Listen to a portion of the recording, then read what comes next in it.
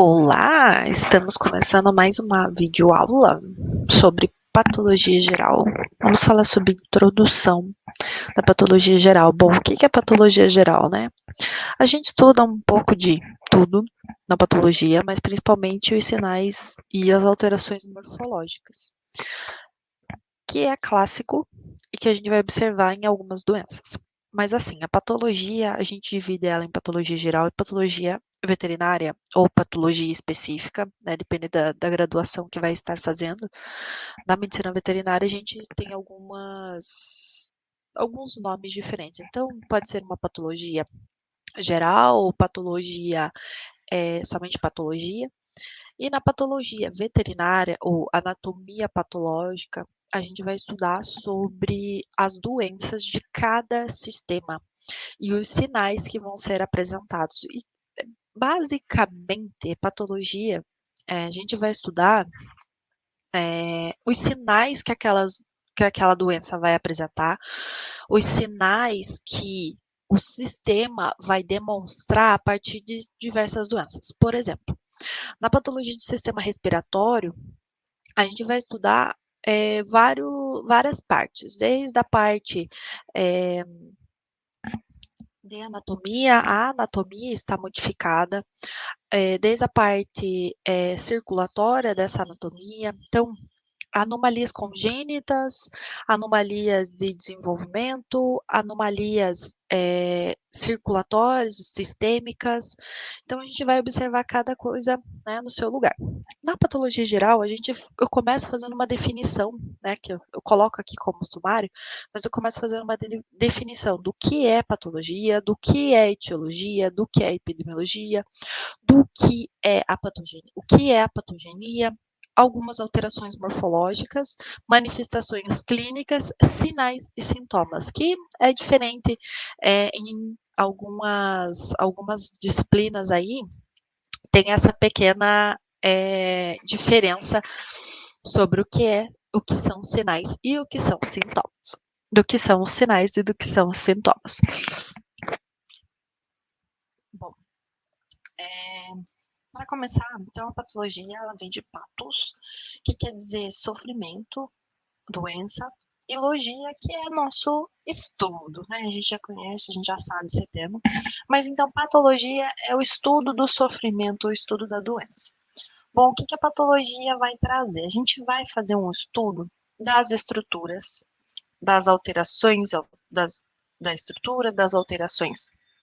A patologia, então, o que é? É o estudo das alterações estruturais, a alteração da estrutura bioquímica, da função da célula, do tecido ou do órgão, e a gente vai explicar o mecanismo dos sinais ou sintomas nessa doença. Bom, por que eu coloco os sinais e os sintomas? Quando a gente fala de uma doença não, nos humanos, a gente fala em sintomas. Por quê? Sintomas é o que eu estou sentindo. Então, eu estou com uma coriza, eu estou com vermelhidão no meu olho, eu estou espirrando, tossindo. Agora, quando a gente fala de sinais na medicina veterinária, a gente fala de sinais. Então, o animal está apresentando sinais de tosse, o animal está apresentando sinal de mialgia, o animal está apresentando sinal de vermelhidão ocular. Então, ele dá sinais. O animal não verbaliza o que ele está sentindo. Então, é diferente do ser humano, né? Então, por isso que a medicina veterinária é um negócio assim, é um mundo bem diferente da medicina humana. E a patologia, então, ela vai ser o estudo dessa doença a partir de várias perspectivas. Por exemplo, nessa imagem, a gente vê o estudo histológico, tá? A gente vai fazer uma lâmina de histologia e a gente vai observar no microscópio. E isso ali também, ele vai participar da disciplina de patologia. Bom, primeiramente, como que evoluiu, né, esse estudo da patologia, como que surgiu? Primeiramente, a gente precisa entender que existe um primeiro período, que é um período onde não existiu o estudo da anatomia, não era nada muito científico, tá? Então é pré-humoral. Naquela época, existia os feiticeiros, né? Os médicos, as pessoas que curavam outras pessoas eram os feiticeiros. Então, é uma época de pré-história. E as moléstias nessa época eram chamadas de atribuições malignas dos espíritos. Então, você fez algum desagravo ao Deus e ele gerava uma moléstia, gerava uma doença, gerava algum mal-estar para o ser humano, né? E isso gerava um mal-estar ao ser humano e isso era um desagravo aos deuses. Então, eram moléstias atribuídas aos espíritos malignos. E nessa época, a medicina era totalmente empírica. Então, eu descobri que os meus avós tomavam chá de alguma planta. Então, vamos dar esse chá, vamos ver se isso vai resolver. E, basicamente, foi isso que foi acontecendo durante o tempo. Então, ele era bem confundido com a feitiçaria, com a religião, tanto que quando a gente teve a colonização no Brasil, quem cuidava da medicina era muito os religiosos, então as pessoas que faziam, né, tinham algumas crenças religiosas, eram eles que curavam as pessoas, que auxiliavam essas pessoas na cura de alguma doença. Depois disso, no segundo período, a gente teve, no segundo período, depois disso, no segundo período, teve o período pré-anatômico ou moral. Esse período já começou a ser estudado a anatomia, né, a fisiologia do corpo, então começou a ter um senso crítico e científico. E ali se desenvolveu a medicina de Sócrates. E com isso a gente conseguiu realizar ali alguns estudos. E no terceiro período a gente tem o período anatômico, né? Esse terceiro período anatômico, ele vai ser aí dividido em algumas outras fases. A gente tem o pai aí da anatomia, o pai da patologia, a gente tem o pai da teoria tecidual, a gente tem vários nomes, mas todos eles contribuíram para a patologia que a gente tem hoje. Bom, então ela foi dividida ali em 5 fases, tá? Na primeira fase, a fase orgânica, o Morgane, ele pegava os organismos e começava a estudar a partir da anatomia desses organismos. Então, morreu uma pessoa lá, a pessoa era interessante a doença que ela morreu e tudo mais. Ele pegava e fazia essa necrópsia. Um animal. A segunda fase é a fase tecidual. O Bichat, ele começou a desenvolver a teoria tecidual. Por que que o fluido sai do tecido? O porquê que existe esse tecido? O que envolve esse tecido? Na terceira fase, o Virchow e o Bichat, eles tiveram uma contribuição meio juntas. Por quê? O Bichat, ele teve a teoria tecidual. E o Virchow, ele estava dentro da patologia microscópica. Então, assim como o Bichat queria saber o que era formado o tecido, o Virchow, ele queria saber como que ficava esse tecido no microscópio. Então, foi começando a desenvolver esse microscópio ali em 1858. Na quarta fase, a fase subcelular, começou a se desenvolver a microscopia eletrônica. Então, lá em 1934, começou a se desenvolver a, a percepção de que a gente poderia aumentar muitas vezes a percepção desse tecido. Então, aí que começou a desenvolver. E na quinta fase, a patologia molecular, já começou a ter a imunohistoquímica, a bioquímica molecular, e a gente está ainda nessa quinta fase aí, e estamos passando para uma outra daqui outra. Então, o que seria a etiologia? Bom, a patologia a gente já deu uma introdução, então o que seria a etiologia? Quando a gente fala de patologia, a gente precisa entender quem causa esse fator, tá? Então, quem causa esse sinal? Quem causa esse sintoma? Por que que ele vai causar isso? Mas a gente precisa saber quem é a origem, quem é o causador. Então, a etiologia, ela demonstra a origem e a causa da doença. Quando a gente estuda a etiologia, a gente tem 2 fatores. né? O fator intrínseco ou genético e o fator extrínseco e adquirido. Então, a gente tem esses dois fatores aí que podem estar influenciando na patologia de alguma doença, de algum agravo. A etiologia, ela vai ter algumas causas, como, por exemplo, o fator intrínseco. A gente tem fator intrínseco genético, metabólico, psíquico, nervoso. Tá? Os animais também vão ter esses fatores. E os fatores extrínsecos, como, por exemplo, a temperatura, a radiação, a umidade, produtos químicos, vírus, bactérias, fungos, parasitas, toxinas de uma bactéria, toxinas de um fungo, eles podem estar agravando a saúde de algum animal. Então, por exemplo, aqui, um agente etiológico é a Leptospira, né, a espécie Leptospira, que é uma bactéria, que ela vai atingir aí os seres humanos, é uma doença zoonótica, inclusive, e vai atingir os seres humanos. A epidemiologia, então a gente tem o estudo sobre a população atingida por um agravo, então a gente tem epidemo e logos, então sobre a população, a gente vai estudar essa população. É um ramo que estuda a ocorrência, a distribuição, né, e os fatores determinantes do evento de saúde. Então, por exemplo, a leptospirose. A leptospirose, beleza, ela é causada pela bactéria Leptospira, mas ela vai atingir qual população? População que que teve contato com água de esgoto, água de enchente, água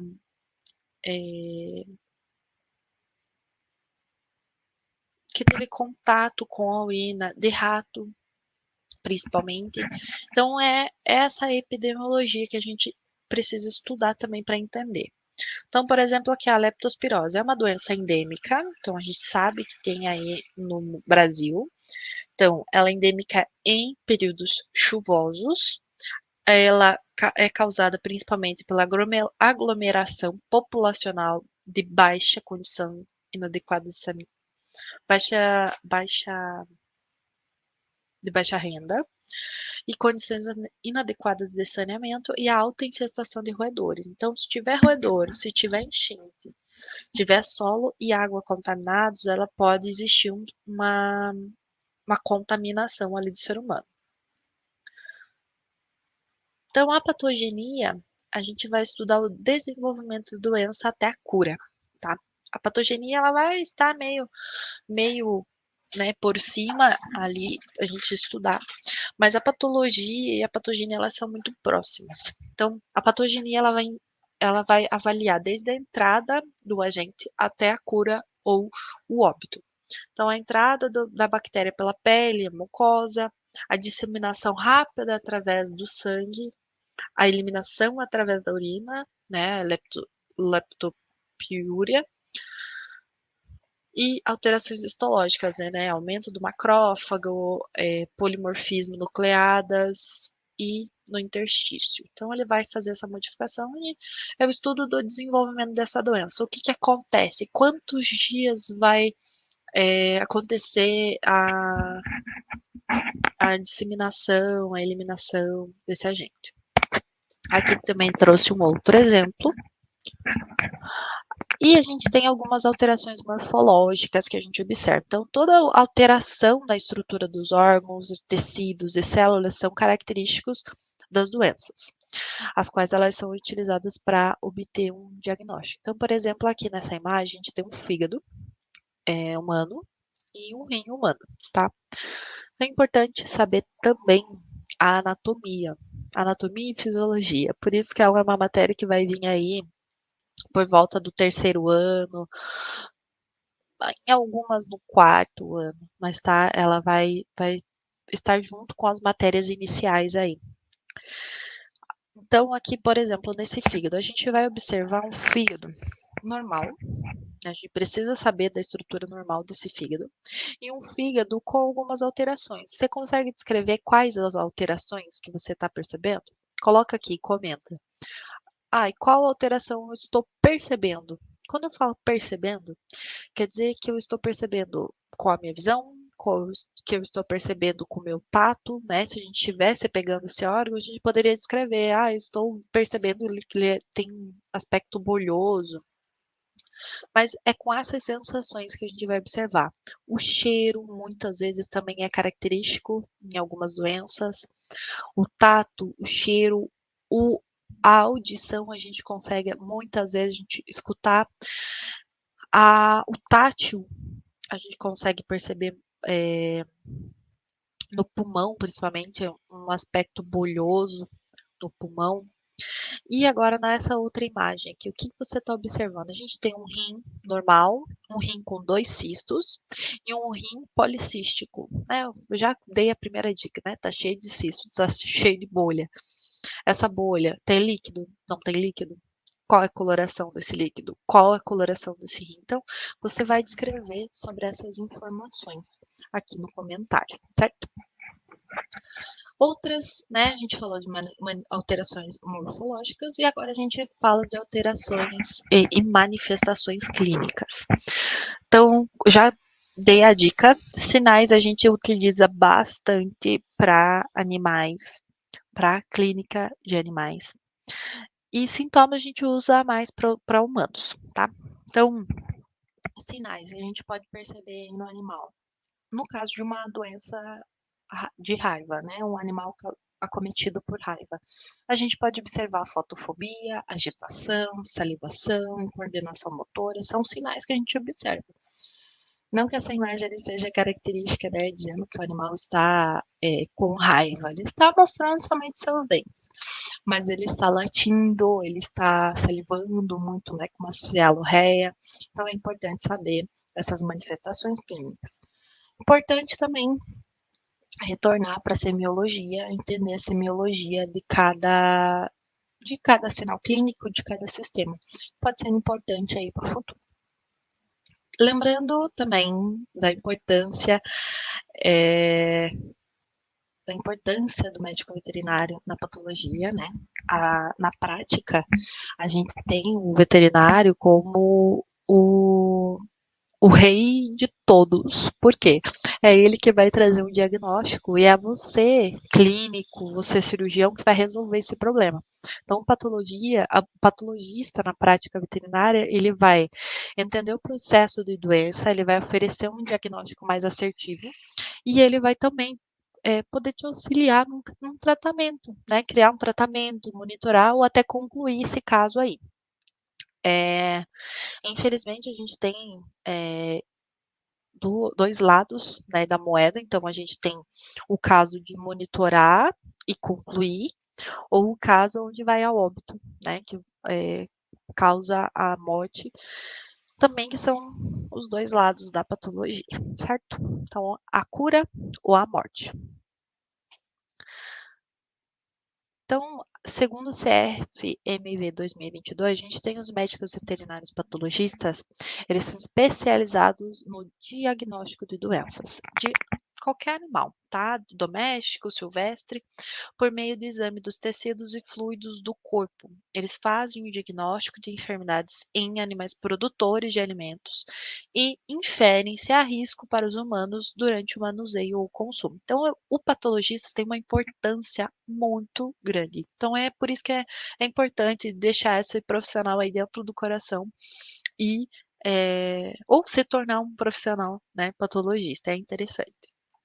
Gente, eu deixo essa referência. A gente consegue ver na internet esse exemplar aí dos Zachary, Bases da Patologia Veterinária.